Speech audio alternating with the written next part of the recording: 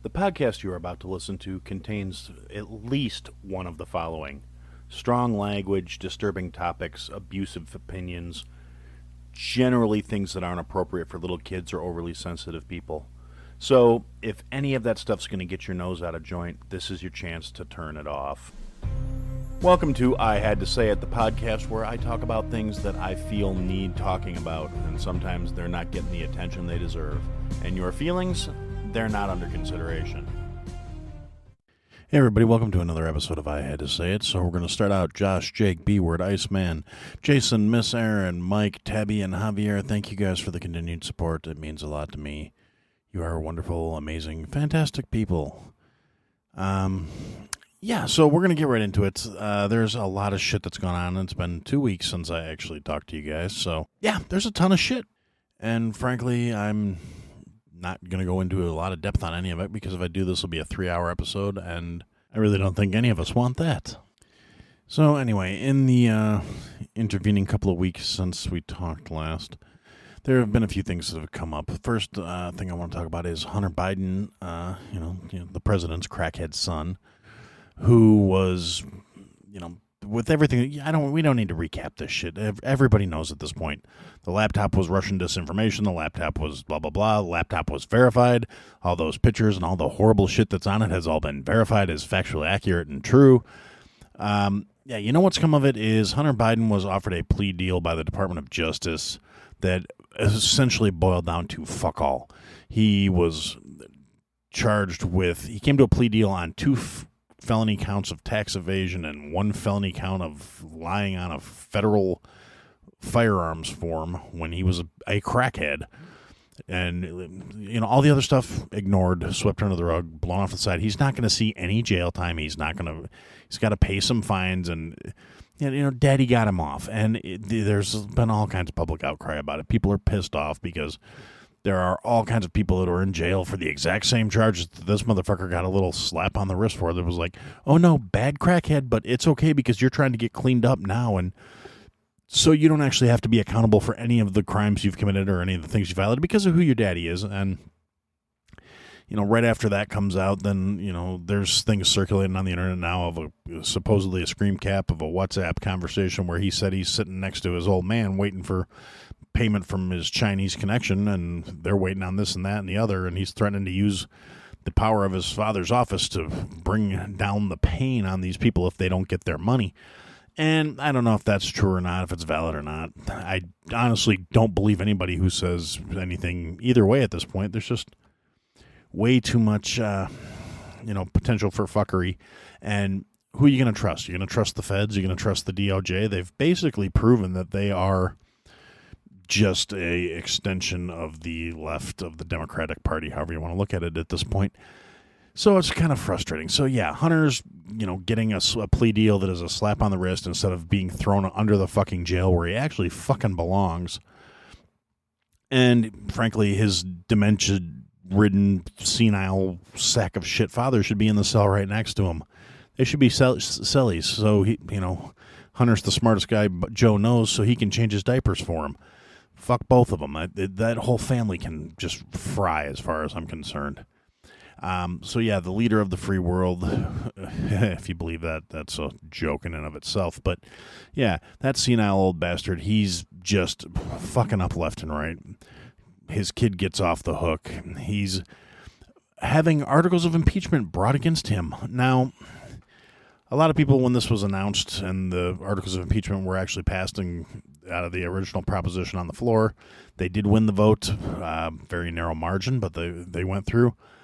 A lot of people got way more excited than they probably should have. Me, I'm not one to really get worked up over articles of impeachment at this point because I've seen so many impeachments in the course of my life that led to precisely dick. I saw Clinton get impeached. I saw Trump get impeached fucking twice. Nothing happened to either one of them. It's all smoke and mirrors. It's dog and pony show. It's fucking bread and circuses. It's all a fucking distraction. Meanwhile, other shit's going on that is utterly fucking preposterous to anybody that's really paying attention. We've got, the company BlackRock, who basically owns a little slice of everything, including me and you, because There's something in your house, in your life, in your everyday routine that they have their fingers in. They are into fucking everything. If you don't know, there's way more qualified sources out there you can look to. The problem is you're going to start feeling like a conspiracy theorist, but the simple fact of the matter is it's not a conspiracy. It's like publicly verifiable information. BlackRock has their fingers into fucking everything. There's, I think it's 4 or 5 big companies like this that literally have a little piece of everything, and they're all owned by each other. It's this big, just incestuous glob, basically. They've all got controlling interests in each other. And then speaking of big, incestuous controlling globs, BlackRock and JP Morgan have basically announced together that they are going to be backstopping and funding and setting up a bank to rebuild the Ukraine when the conflict is over, which means if you have any sort of analytical sense about yourself, you're going to say, well, that means they're planning on things winding down in the Ukraine relatively soon. Which, yeah, it's entirely possible. Now, the fact that BlackRock and JP Morgan are bankrolling the restructuring of the Ukraine and the rebuilding of the Ukraine after the war may not seem real concerning to people. Like, well, who cares? It's big corporations, blah, blah, blah. Here's the thing. They're being funded by tax breaks. They're being given money, basically, by the American people to go over and rebuild the Ukraine, because I think this is in place because most of us are fucking sick of this shit. We're tired of wars. We're tired of our money being sent across the ocean to fund and funnel into this shit. A lot of the shine is worn off of Zelensky. The facts are kind of undeniable. You can only get so much suppression, regardless of how much of a fuckhead of a regime you are. And Zelensky came out and said, oh, yeah, no, we're not going to have any elections while the conflict's going on. It would be against our interest. And he's basically setting himself in position to be like the permanent leader. And, gee, that really doesn't kind of work with all the things we're supposedly supposed to be funding, this hero of the people that's here for democracy and the right and to fight off the evil fucking Russians. And one of the things I was thinking about in terms of the evil fucking Russians being fought off is, now, this is not the first time this kind of shit has happened. This is not the first time we have funded and armed and trained people to fight the Russians. The last time we did it was in a place called Afghanistan. And through the CIA and the U.S. military and the U.S. government, we armed and funded and trained ISIS. We trained the Mujahideen to go and fucking fight off the dirty, scary communist Russians and drive them back and force them out. And the Taliban was literally created by the U.S. fucking government. Allow me to modify that. The Taliban in the current existing structure was funded and created by the U.S. government and trained by U.S. sources. That worked out really well for us in the long run, didn't it? And since the American people apparently are incapable of learning from the past and they are subsequently doomed to repeat it, now we're arming another small country to fight, and we're training them to use American equipment and American tools to fight against the big, bad, evil Russians. Now, I've never been a supporter of the war. I don't believe in supporting the military-industrial complex. I think this is all a scam. It's a money laundering situation on a global scale. And the thing is, like I said, a lot of the shine's wearing off of this fucker. A lot of the American people are, they're getting that fog of war fatigue mentality. We're tired of this shit. And it's no longer being universally welcomed across this country. Not that it ever was, but it's the favorability has gone so far down over the last couple of years that it's realistically starting to be a bad look, and that's why I think they're getting ready for their restructuring and their rebuilding. There's a very real possibility that the end of this may be nigh, and that's probably a good thing. I mean, I don't want civilians getting hurt. I don't want people getting killed for no good reason. And honestly, I think we've been doing a much greater disservice by funding this shit and drawing out the conflict instead of forcing it into some sort of rapid and peaceful resolution, which is probably what would have happened if we would have minded our own fucking business. Now, on the other side of that coin, we've got Putin over there talking about, potential nuclear options, and that's going to be a fucking peach if that happens, because honestly, I think that's what the fucking warhawks are waiting for. They're waiting for him to do something that fucking dumb so they can use it as an excuse to throw us into this and probably, kickstart World War fucking III. And honestly, I can't say at this point I'm 100% convinced we'll win. I mean, we may have some of the most technologically advanced weapons on the planet that we know of, but At the same time, you got to wonder. I'm not really that worried about Russia. It seems like pretty much everything we have can handle everything they could throw at us. I am more concerned about the Chinese section of this equation, but again, that's neither here nor there. Point being, it's been a shit show. Now, there was another thing that happened over the course of the last couple of weeks. There was, and this kind of, to me, it's more of a miscommunication and a distraction with how much the media jumped on it, because anything that's not talking about Hunter Biden and Joe Biden's problems is definitely what they're going to talk about. There was, they kind of tried to market it as a coup. There was a Russian group of mercenaries that are fighting in the Ukraine. They got kind of blowed the fuck up by some Russian missiles, and they turned around and marched on Moscow, and were like, motherfucker, what's going on here? Now, the thing about that is, it really wasn't a coup. They were pissed off because they got blowed the fuck up, and whatever happened, Putin picked up the phone, made a couple phone calls, was like, look, it was an accident, our bad, sorry, whatever. Here's some extra money, and, they're right back to the battlefront, right back to the front lines, and it was literally a great big fucking nothing burger. And speaking of extra fucking money, there was an accounting error that came up this week. Now, if I were to have an accounting error, the IRS would be so far up my ass, they'd be taking my tax documents from when I was 14. But I could never pull off an accounting error like this. The Pentagon accidentally gave the Ukrainian government an extra $6 billion fucking dollars to an accounting error, which I'm saying error. You can't see this because it's not a visual medium, but I'm using very heavy fucking air quotes when I say accounting error. I think it's utter horse shit. I think it was just, the wrong person found out it happened and like, oh, wait, they got money they weren't supposed to. Oops-a-doopsie. And, in the course of all this, all of a sudden something happens that it distracts from, more media distractions. More like, ooh, don't look over here. Look over here. We got, and again, depending on how tight you want to wrap the foil around your head, this could be utter just bullshit. It could be some people got vanished that, didn't actually go down and die. But there was a submarine. Now, I'm using submarine in the loosest sense of the word. It was a vessel that went underwater. It was funded, and it's a company called Ocean Gate, which was run by some rich dummy who was really there's like a lot of videos of him being really proud of himself for cutting corners and saying safety measures are fucking stupid, basically. And they built this submarine, and he more or less fired every professional submarine person that was working for him, including the guy who told him it wasn't safe and it was going to fucking implode if he tried to do what he was going to do. It was controlled by a fucking computer. It had a tiny little window in it, a bunch of monitors, and it was steered by a little joystick, a fucking $30 Logitech gamepad. Was how he controlled his janky-ass, unsafe, no safety measures submarine. And they lost contact with this thing. I went down to go see the Titanic. It took 4 rich dummies and the owner of the company, the CEO of the company. Now, the 4 rich dummies, they paid $250,000 a piece to ride in this janky, glorified fucking boiler with a fucking trolling motor strapped to it to go down 12,000 feet underwater and go visit the wreck of the Titanic so they could look at it on computer screens, because there was a little tiny porthole window on this little janky piece of shit sub. Now, a lot of things don't add up when you're looking at things from a stance of common fucking sense. Now, the only thing I take away from this where I feel bad is one of the people that died on this fucking shit show was a 19-year-old kid who, according to his family, was only going with to make his dad happy for Father's Day.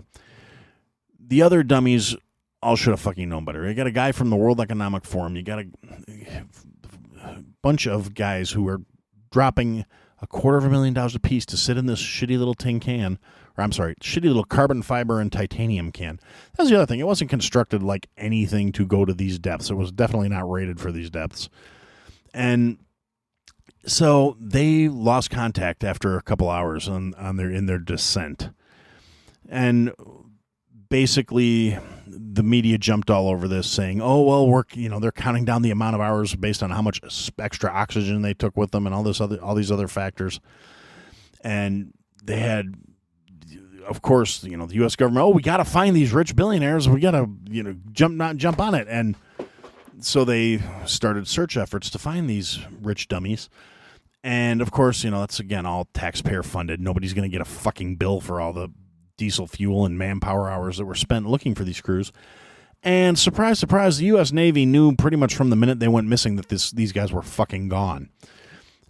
But they didn't, make that information public until the sub disappeared on Sunday. They released the information on Thursday. Yeah, nothing suspicious about the timing on that at all. It's not like they spent a whole week using this as a fucking distraction from all the actual relevant, significant shit that should have been getting attention going on. So we had people being manipulated and lied to at taxpayer expense, looking for something they knew was already fucking gone. And for the people who think I'm being callous and cruel about this, take some solace in this.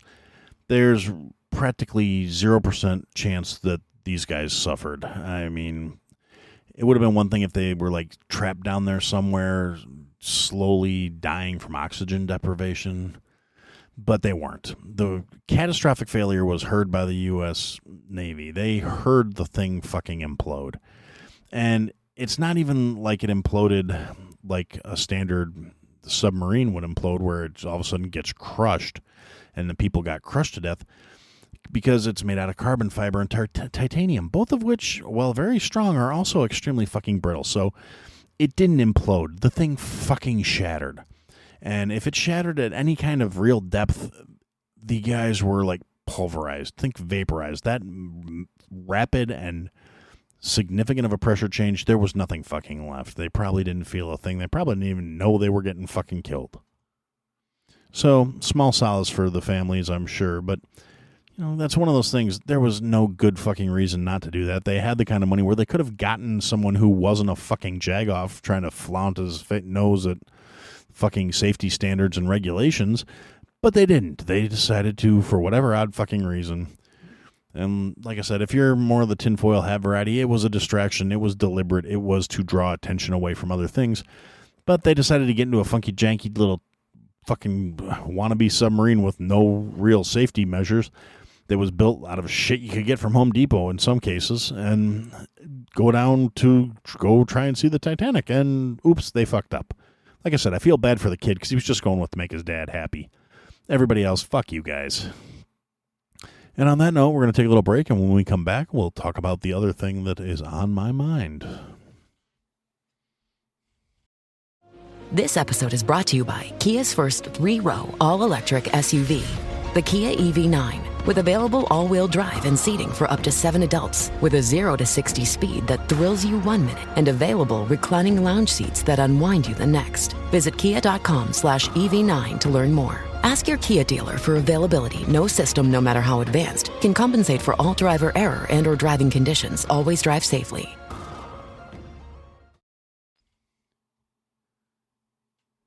All right, so welcome back. Thanks for listening. Now we are going to discuss the other thing that has been on my mind, and it kind of ties into that last little bit of what I was talking about. The 19-year-old kid who was just going with on the trip down to the Titanic to make his dad happy kind of for Father's Day. Because, by the way, to all the fathers who happen to listen to the show, a little belated Happy Father's Day to you guys. We do what we do. And now, on the other hand, if you're not the kind of person who takes care of your responsibilities, is involved in your kids' lives, is there for your kids, is supportive, is trying to raise decent little human beings, if you just knock somebody up and you're trying to get some credit, go fuck yourself. And furthermore, to address something else, and I haven't seen too much of it at this point, but I'm going to touch on it. I think I might have mentioned it a couple weeks ago a little bit, but just once again, to the single mothers, no, you get Mother's Day. I don't care if you're a single mother. You should have made better choices about who you were fucking. Father's Day is the day where we get neglected, not the day where you get to make it all about you. I said what I said. Now, the other thing about Father's Day, and like I said, I hope all the fathers out there had fantastic days. I hope you spent it in love and joy with your families. I hope you were recognized and acknowledged and made to feel good about yourselves. I hope you had nice times. I hope you had great food and good fun with your families. But the other thing about, Father's Day comes in, this episode will be coming out right as June is wrapping up.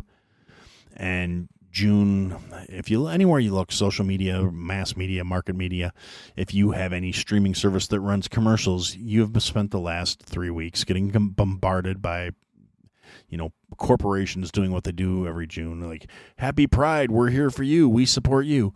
And without getting in on the whole Pride thing, like I touched on it earlier, I have friends of that community who are saying how it's not what it used to be and it's not what it should be, and they don't agree with it, and that's their right, that's their stance.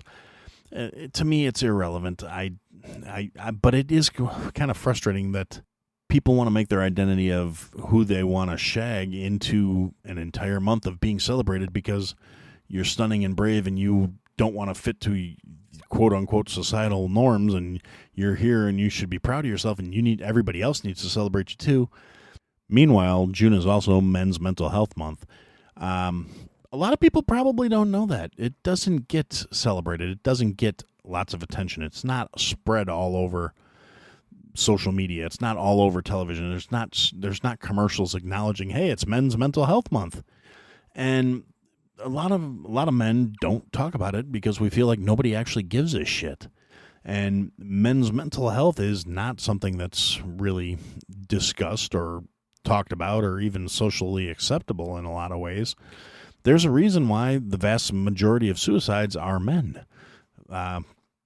We are not encouraged to share and engage and talk about our feelings. We don't have all the social support in place. I mean, it's gotten better since I was younger, but honestly, it's nowhere near where it needs to be for it to actually have any real significance. And by and wide, most of us just kind of keep plugging along, and we keep trying to do what we need to do to survive and to get through.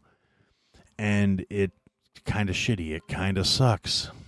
So for the slightly more serious portion of the episode, and for the thing I'm going to say, this is for the guys. I mean, ladies, we love you. Thank you for supporting us. Thank you for being there for us. But find some guys you can talk to. If you got a friend out there that you think's doing rough, check on them. I mean, we need to get past the bullshit of, keep it inside, don't talk about it, don't do anything. Just men don't cry, men don't share, men don't talk about their feelings. We need to get past this shit because we need to stop killing ourselves. We need to start taking care of each other. We need to start being better for each other because that's what we need to do. I mean, it's just the way it is. And there are resources out there. There are people you can talk to. There are anonymous ways you can talk to each other.